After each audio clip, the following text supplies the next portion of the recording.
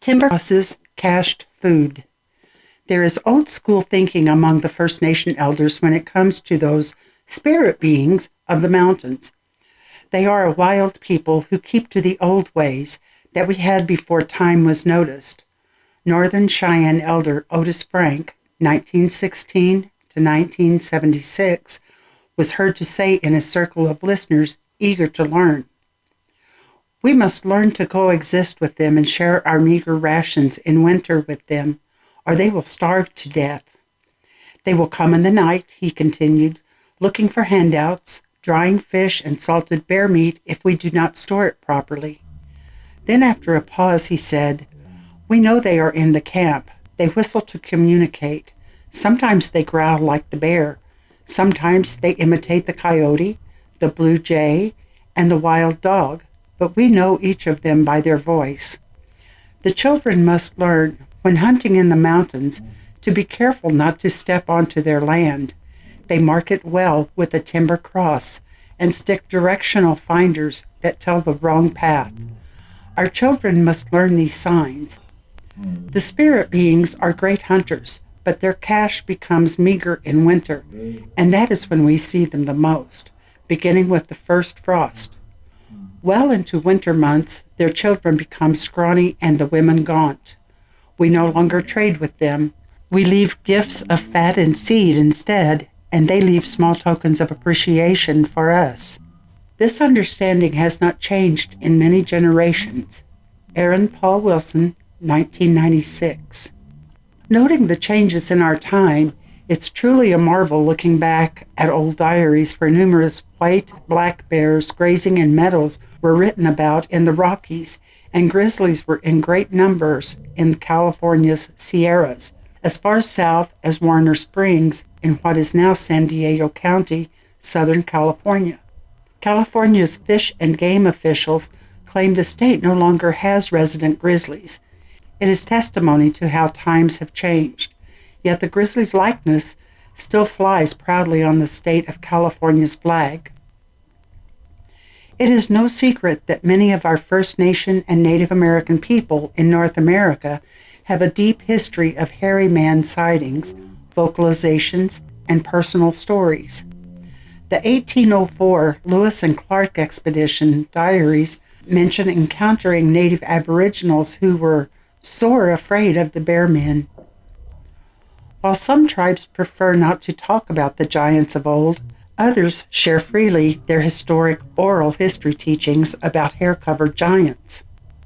Referencing Oregon's Mount Hood, author Ella E. Clark, in her 1988 book, Indian Legends of the Pacific Northwest, wrote about the highest peaks that rise from the Cascade Range southeast of Portland, Oregon, and the evil giant Sasquatch, who rained down rocks from a major volcanic eruption. Clark wrote about the dreaded giant Sasquatch and those who feared him, the Klickitat, Puyallup, and Yakama Indians of the Pacific Northwest. In those days, the Indians were taller than they are now. They were as tall as the pine and fir trees that covered the hills, and their chief was such a giant that his warriors could walk under his outstretched arms. He was the bravest and the strongest of his tribe. This is the only reference I've been able to locate that suggests Native Americans, or some of the ancient Aboriginals at least, were at one time purported to be giants. I don't know about you, but for me, it was a sobering moment, an interesting story at the very least.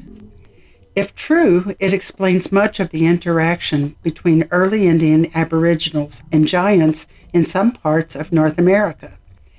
It places new light on what probably was an actuality at one time in our history. While little is written, North America does have a fossil record of giants, but I haven't been able to establish whether or not any of them were hirsute. The data just does not exist. Continuing on, author Ella Clark also relates an interesting Indian legend, oft repeated with little variation. For the value of learning more about Native American giants, Clark cites Eugene Semple as the first to chronicle this legend. Semple was governor of Washington Territories in the 1880s. Then on November 11, 1889, the Washington Territories joined the United States, a year after Semple recorded the Valley of the Peace legend.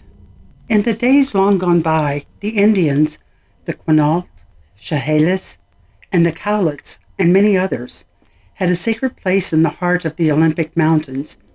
It was a valley wide and level, with peaks high on every side. The base of the mountains was covered with cedar, fir, and pine, which stayed green throughout the year. A small stream murmured through the valley, and flowers of many kinds grow on its banks and spread through the meadows. It was a place of peace, for it was held sacred by all the neighboring tribes.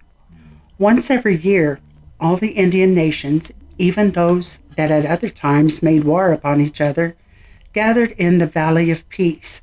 Coming from all directions, they climbed the trails to the summits of the mountains and gazed upon the beautiful valley below them. They put away their weapons of war, went down into the valley, and greeted their former enemies with signs of peace. There they traded with each other and enjoyed games and contests of strength and skill. These friendly gatherings were held for many years in the Valley of Peace. But Sasquatch, chief of the evil spirits, became angry with the people who gathered there. Sasquatch was a giant who could trample whole tribes under his feet. He was taller than the tallest fir trees. His voice was louder than the roar of the ocean, and his face was more terrible to look upon than the face of the fiercest wild beast. He could travel by land, in the water, and in the air.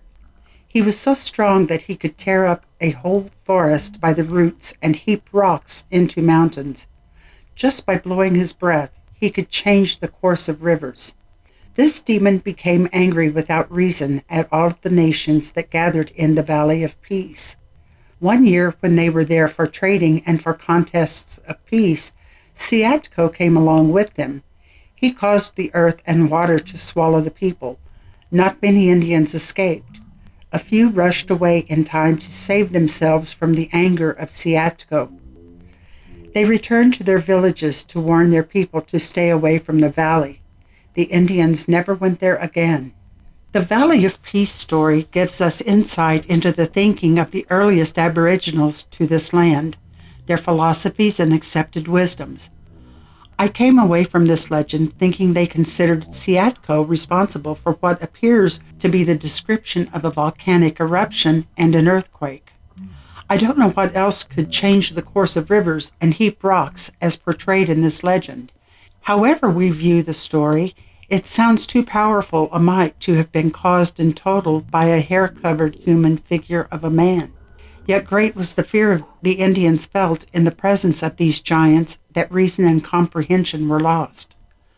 Scott McLean did a fantastic job of collecting very old news articles from National Archives that speak to the issue of giant wild men as far back as the 1600s. Research is blessed with Native American and early settler history for anyone seeking answers. Beyond that resource, every sacred book and all religious teachings cite the birth of a hair-covered fraternal twin, Esau, born to Jewish parents in biblical times.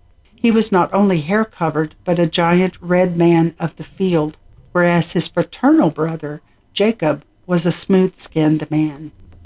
The unexpected appearance of a Sasquatch is interpreted differently depending on particular customs and tradition. Ralph Graywolf, an Athabascan Native American from the state of Alaska, told BBC reporters the summer of 2005, "In our way of beliefs, the Sasquatch makes his appearances in troubled times to help troubled Indian communities get more in tune with Mother Earth. Bigfoot brings signs or messages that there is a need for change, a need to cleanse." Ray Owen, a son of a Dakota spiritual leader from Prairie Island Reservation in Minnesota, told a reporter working at the Red Wing Republican Eagle newspaper, "The big man comes from God. He's our big brother. His kind looks out for us. 2 years ago, we were going downhill in a self-destructive way. We needed a sign to put us back on track. That is when the big man appeared." Joe Flying By, a Hunkpapa Lakota, told author-writer Peter Matheson, "I think the big man is a kind of husband of Unksa, Mother Earth, who is wise in the ways of anything with its own natural wisdom. I also think he can change into a coyote. All nations hold animals sacred, but in many traditions, the white buffalo is the most sacred. Native Americans are heartened by the appearance of a white buffalo calf. The Lakota believe the appearance of a white buffalo is a sign that prayers are being heard. The Sasquatch, however, are a bit different in that traditionally they are regarded as human relatives, our brothers. They are the people who dwell in the highest places of the mountains, keepers of the mountains. My backpacking friends and I had the good fortune of hiring Henry Moon more than once. He was a professional guide back in the 1980s. He was of Modoc and California Paiute extraction that he laughingly said, and who knows what else in my blood, maybe Yayahas? He knew the high places of the Siskiyous better than anyone living at the time I knew him. He was the first person to introduce me to the remote regions of the Marble Mountains of Northern California, a perilous expanse of mountains that are as beautiful to behold as they are treacherous. Moon was an unexceptionally colorful man, one of a kind. When Henry wasn't on a guide trip, he usually drank Old Crow until he passed out. He was occasionally found sleeping behind dumpsters where tavern owners left him to sleep it off. Almost everyone knew who Moon was and where to find him when he wasn't guiding bear hunters for profit or a meal ticket. His talent didn't come cheap. When sober, he was extraordinarily interesting and a kindly soul. I couldn't help but like him.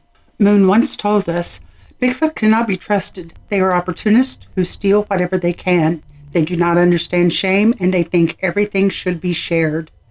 If true, it probably explains why we have reports of them, big ones, running off with the hunter's kill. It may occasionally explain missing persons. Henry continued, "In ancient times, my mother's mother and her people traded with their kind, but no more. The stealing caused terrible hostilities between us for too many years in the past.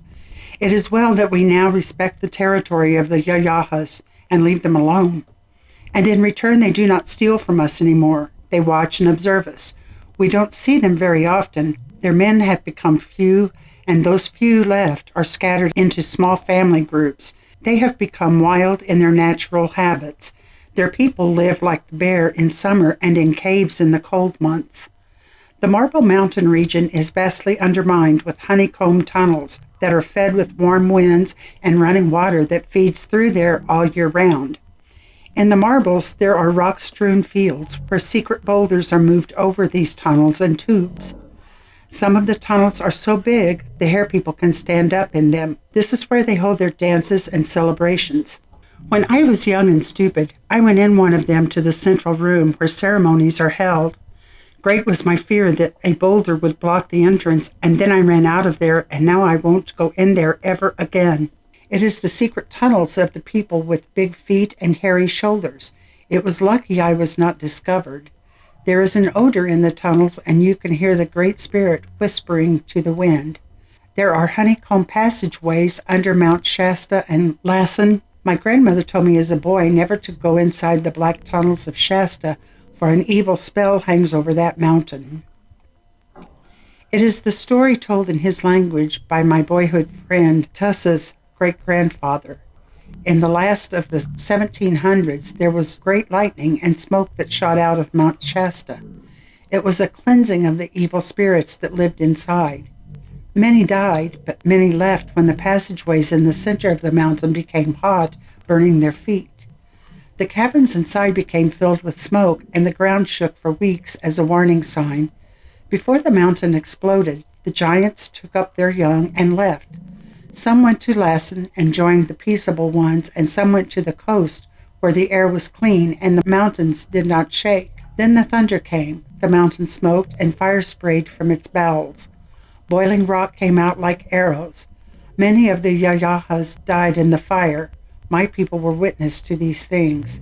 At no time did Moon ever suggest that the Sasquatch people were to be feared, and if he had any apprehension, it was never obvious. He was more matter of fact.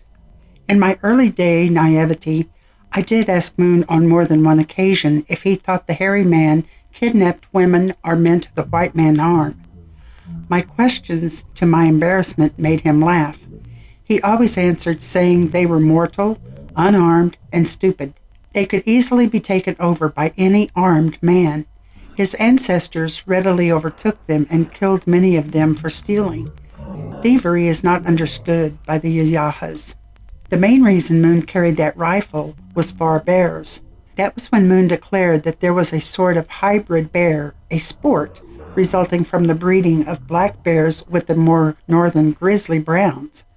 The sports occasionally showed up in the marbles that wandered in from the Oregon Siskiyou Range years ago, and though some are smaller, they are very aggressive and will attack unprovoked. Moon told us Joe Ord had one stalk him in the Salmon Mountain Range one fall. 1981 it was. He finally circled around on the bear and shot him. He was able to verify it was a black and had a humped shoulder. He took snapshots of it, but the authorities wouldn't believe the photos were taken in California. If Moon feared anything, it was that particular hybrid bear, and they are growing in numbers in the Marble Mountains of Northern California and probably in nearby regions. The bear will attack for no reason. He told me they kill game for the sport of the hunt and leave the body on the ground without eating it, unusual for a bear. Moon carried a rifle with him at all times when he took us into the wilderness, and one time he repeated a story told to him by the crew working for the Little Twig Logging Company there in Willow Creek at the time. The story was about a Sasquatch family taken down in a turkey shoot in the late 1960s, saying, "If anyone should be fearful, it is the Yayahas of the whites," Moon said, slamming his fist down hard on the table. Some wild-ass yokels from out of state and an acquaintance from over in Redding chased down a tribe of the Yayahas up in the mountains above Notice Creek. The Yurok said it a turkey shoot, all right, but I think one of the Yayahas got away. Or maybe they got that one too. I don't rightly recall anymore. Long time ago. To be continued, and thank you for listening. There would be many parts to the reading of this book. If you like this reading, please like, subscribe, and hit the notification button to be sure to catch the future parts. We welcome comments, but please be considerate of others. If you have had an experience with or about Bigfoot, cryptids, UFOs, paranormal, or any other strange happenings, and would like to share them on our channel to be read, please email them to sharingofstrangestories@gmail.com. We hope to establish a channel that can provide an outlet for people to speak freely of their experiences without ridicule from others. There are many of us out there that have had these experiences and have faced the ridicule. Emails will be read on our channel, so please keep them family-friendly. If you want to remain anonymous and do not want your name read to the public, please put that at the beginning of the email or in the subject line. Thanks again for listening, and stay safe.